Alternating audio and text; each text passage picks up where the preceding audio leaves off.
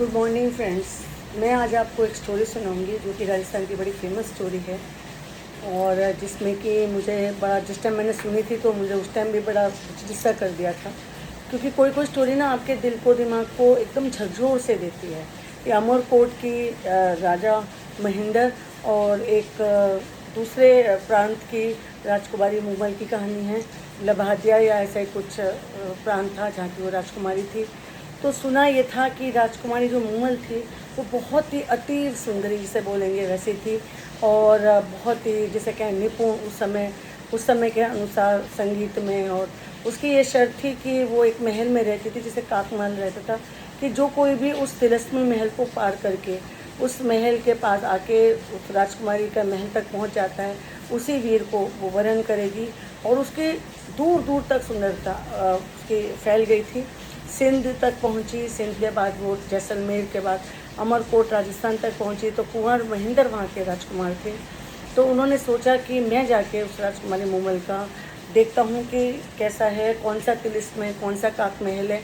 मैं जाता हूँ और मैं जाकर उस राजकुमारी से शादी करूँगा, विवाह करूँगा, क्योंकि उस राजकुमारी के गुणों की, सुंदरता की चर्चा दूर दूर तक फैली हुई थी। फिर क्या हुआ, तो वो राजकुमारी भी चाहती थी कि जो कि बहुत ज़्यादा वीर योग्य हो वही उसका पति बने। तो उसके बाद क्या हुआ कि वो राजकुमार महेंद्र अपने जो ऊँट होता है, ऊँट की सवारी होती है, चीतल उसका नाम था, उसको लेकर अकेला ही चल देता है, जो कि बहुत लंबा सफ़र था। लेकिन जैसे वो तिलिस्म के पास पहुंचता है तो उस तिलिस्म में ऐसा था जैसे कि महल के चारों तरफ एक जल हो। तो जब उस जल में जगह तरह तरह के जंगली जानवर हों, लेकिन उस अपना भाला फेंका, भाला फेंक तो समझ में आ गया कि जल नहीं है, और वो तिलिस्म को पार करके महल तक पहुँच गया। उधर सारी दासियाँ सब लोग बड़े हैरान हो गए कि आखिरकार एक राजकुमार वहाँ तक पहुँचा।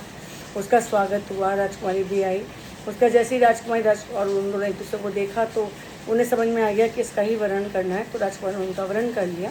उसके बाद वो वहीं पर उसके पास ही रुके, लेकिन उनकी एक शर्त थी कि मैं रोज़ रात को आऊँगा, लेकिन मैं सुबह होते ही अपने अमरकोट वापस चला जाऊँगा, क्योंकि उसकी और भी रानियाँ थी, उसका जो भी था। तो वो इस तरह से महीनों 6 महीने तक ऐसे टाइम बीत गया। राजकुमार ने राजकुमारी रात को वो आते और सुबह वो चले जाते, और वो चीतल जो था, जो ऊँट था, वो इस वक्त का सहायक होता था।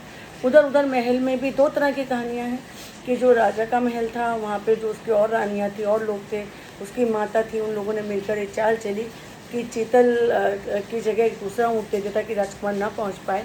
और उधर क्या हुआ कि राजकुमारी मूमल की छोटी बहन थी, जो कि सुमल नाम था उसका, वो उसके साथ खेल कर रही थी। खेल करते करते उसने एक पगड़ी पहनी, और पगड़ी पहन के उसके पास, उसके रूम में, वहीं पर उसके कमरे में, शयन कक्ष में उसके पास ही सो गई।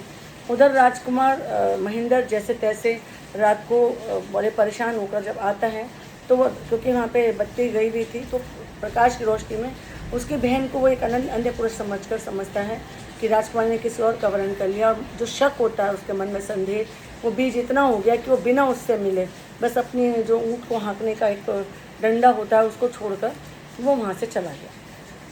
अब अगली सुबह जब राजकुमारी मूमल उठती है तो उसे कुछ भी नहीं सोचता, उसने सोचा राजकुमार नहीं आए, लेकिन जब वो देखती है कि ऊँट को हाँकने का जो डंडा होता है वहीं पड़ा, तो तभी समझ गई कि जो महेंद्र है वो उसके मन में विश्वासघात का लग रहा है, कि मैंने उन्हें धोखा दिया।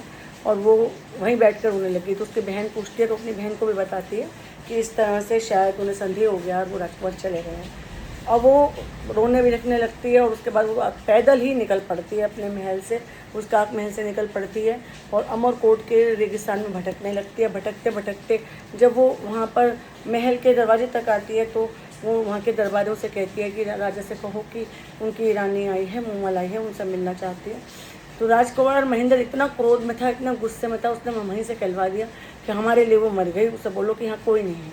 अब राजकुमारी मूमल को समझ में आ गया कि अब महेंद्र उससे कभी नहीं मिलेंगे।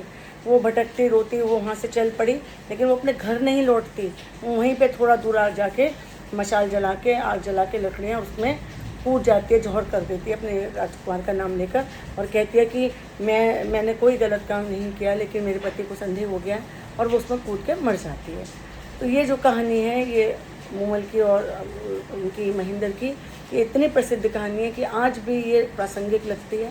लेकिन मुझे सिर्फ इतना लगता है कि हमें जो संदेह है ये हमें नहीं करना चाहिए, और ये आज भी कई मूमल और कई महेंद्र के बीच में आ जाता है, मैं काउंसलिंग करती हूँ। काउंसलिंग में मुझे लगता है हमें हमेशा बात कर लेनी चाहिए कि आखिर कोई बात किसी भी रिश्ते को तोड़ने से पहले, और ये वाली कहानी आधुनिक मूमल वाली जो कहानी कि आज भी मूमल जिंदा है कहीं, इसको अवश्य समझ लें।